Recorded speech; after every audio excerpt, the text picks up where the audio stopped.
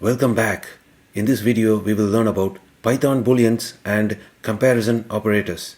Booleans are one of the most important concepts in Python because they help your code make decisions. When you compare values, Python gives answers that are either true or false. So let's start with the Boolean values. So here is an example code, and in Python, remember, a Boolean is either true or false. These are special values used for logic. So here in this example program, we can see how they are used in the programming. So I have the sample code here. So here you can see there are two Boolean variables. Here A and B are Booleans. So when you print them, when I run the program, it prints true, false, and then it prints the type of variable. These are not strings. You don't put them in double quotes or single quotes. They are not surrounded by those quotes.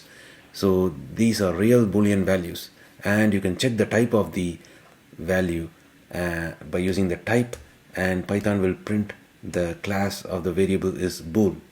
So that confirms this is a Boolean variable. Now let's learn about comparison operators. So these are symbols that you use to compare two values. The result of a comparison is always a Boolean, true or false. Here is a list of the most commonly used comparison operators. The first one is the equals. This checks if two values are equal. And exclamation equals is not equals. It checks if the two variables or two values are not equal. And you know the greater than sign and less than sign, they check whether the variable is less than the other one on the right, or the less than sign checks if the left is less than the right. And there is also a greater than and equal combined, and this checks if the left is greater than or equal. So it can be greater than or equal. If either is true, either is satisfied, it returns a true. And the same with the less than and equal. It checks if the left hand side of the equation, the value is less than or equal. So here is a simple example that you can run in your IDE, such as the VS Code or IntelliJ, and we can see here we have two numbers here, and we are going to compare the two numbers using the various comparison operators. So you can see these comparison operators used in this program, they all print either true or false, and we can run this program and we will get the result of the comparison to be either true. If the comparison is false, for example 10 is not equal to 5, so it's obviously 5, and 10 is greater than 5, so it prints true. So that's how it works. And this is very crucial when you make decisions in your programs, and you can use these true or false decisions later in your subsequent code following in your program. So let's see how this comparison operators work with the if-else logic. So you can see how this is used in programming. So here I have an example code that uses the comparison operator greater than or equal to equals. Here the program simply asks the user to enter the age. Anything entered is captured as a string, so we need to convert that string into an integer and store that integer, the number age. And we are checking here if the number is greater than or equal to 8, we print this. The condition is true, and the program goes here inside the if block and executes the code there. You can have one line of code here or multiple lines, but basically it goes here and prints you are an adult. And if the condition is true, if the condition is false, it goes to the else part and it prints you are a minor. So that's how let's see, when you run the program, you can see it asks for the age, and if I say 12, this age is now captured here and compares whether the age is greater than or equal to 18. So if the condition is false, so it prints you are a minor. If I run the same program and give the input as, let's say 19, which is greater than 18, so condition is satisfied and it prints you are an adult. So this is another example of a real decision logic. So you programmatically use this decision logic, and this is how real programs are written. And the comparison operators also work with strings. So Python can compare not only numbers, but it can also compare strings. So let's see an example program. Here we have two strings, apple and banana. You can use double quotes or single quotes, and this is basically two strings we are comparing, and it again prints the result as a Boolean, and we see the apple is not equal to banana. So this condition is false, and this is not equal to, when you check for equals it prints false, and not equals prints true, and apple less than banana is true. Why? Because the alphabet A comes before B. So Python checks the true strings if the here A comes before B, so it's true. So when you run the program, you see the same result here. So these are very helpful when you work with the strings and you want to compare them based on the alphabetical order. Now let us take a look at the Boolean expressions that combine these conditions. Here we test one condition. These are separate conditions, but you can take two of these conditions and then combine them and to make complex comparisons. So let's see an example here. So I have another example program, and you can see here we have two variables. We have a variable x, not two variables, one variable in the program x, and we want to check two conditions. X should be greater than 5, and at the same time it should be less than 20. That means we are using AND. That means both conditions must be true. Only then the final result is true. So obviously, which in this case is going to print true. And the same way is or at least one condition must be true. Either the x should be greater than 5 or it should be less than 5. And not is the negation operator. It changes the true to false and false to true. X is greater than 5, which is true because 10 is greater than 5, so it should print true. But since we used not, it's going to convert that true into the opposite, which is false. So you can see when you run the program, you get the same result. So this makes your logic much more flexible and useful. So let me show another real world example, simple example, that you want to check whether the number is odd or even. This is one of the popular logic used in programming, and we use here the percentage sign, which is the modulus operator.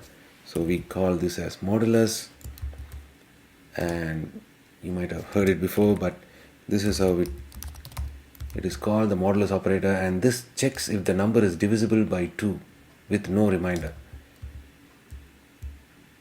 So that's how. So continuing with the program. So here I am asking the user, the program asks the user to enter a number, and we store the number. Let's say I enter the number 11. And level is 11. This is an odd number, so it prints 11 is odd. How this happens is the number 11 stored in the num variable.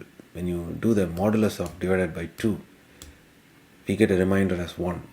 So it's like 11 divided by 2 is not a perfect division. It's going to it gives a reminder. So if the reminder is not 0, then the number is odd. So that's how the modulus operator works. So you can see here how we compare the number. Here we do the operator modulus to do this, to make this decision logic. Let's say we enter a number 4, which is an even number. So 4 modulus mod of 2 is going to give 0. So you can see here how the equals comparison is working here. The result of this operation is going to give you a reminder, which can be 1 usually, and for even numbers this operation is going to give 0. So the result of this is compared with the 0, the expected value, using the equals operator. So this is one you might have a different logic here depending on your situation. You can try out various things and play around. So how you can see how here the comparison operator comes into play. Another nice example which is very useful in you might see in many programming codes is this comparison of this lowercase and the uppercase. Here we convert the text to lowercase. So we ask when you run the program, it will ask the user to enter the sentence, and whatever the sentence the user enters, it can be a mixed case, lowercase, uppercase. We convert that text to lowercase using the .lower of method, and then this if condition has this Python. It checks whether the word Python is in the text entered, in the lowercase converted text. It checks whether the Python is inside that sentence. So that's where the in keyword is another comparison operator for membership, and it checks whether the word is there or not, and it returns a Boolean true or false. So when we run the program and see that if I type a program like when I type a sentence like ABC and XYZ, and clearly the word Python is not in this sentence entered by me, and it says no Python found. And let's type the uppercase Python, something like this. So here's a nice thing. So the Python is going to be a case sensitive, so that's why we will convert the uppercase Python into lowercase, and it's going to check. After converting to lowercase, it's going to check whether the word Python is there, and certainly the word is there. So this should print true, and there you go. So this is true, and so it entered here, and we see that you mentioned Python.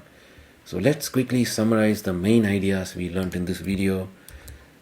First, the Booleans are true or false, and comparison operators compare values and gives you Boolean result. Equals and not equals check equality, and if you want to check the size relation, you can use the greater than, less than, greater than or equal, less than or equal, and of course you can use comparison operators inside if statements or any other decision making statements. And you want to know that you can combine conditions, multiple conditions, two or more conditions using and, or and not, and you can check the membership, which is the existence of a text inside another sentence or string, using the in operator. So once you understand these concepts, you will be able to add logic and decision making into your Python programs. These are not only basics, these are the essential building blocks for real coding. So now practice all these examples in VS Code, IntelliJ, or any IDE of your choice. Try changing numbers, play around and change the strings to see what results you get. The more you play with it, the more you practice, the more confident you become. In the next video, we continue with this logic and control flows advanced topics, and we are going to see in the next video the conditional logic using if, elif and else. So until that time, keep practicing, and I will see you in the next video. Thank you. And if you like this, please subscribe, share, and comment down with any other topics you would like to know, and I will create a video and upload it. And as always, I will reply to your comments. So subscribe for more videos on these Python and other QA and dev topics coming in the future. Thank you for watching.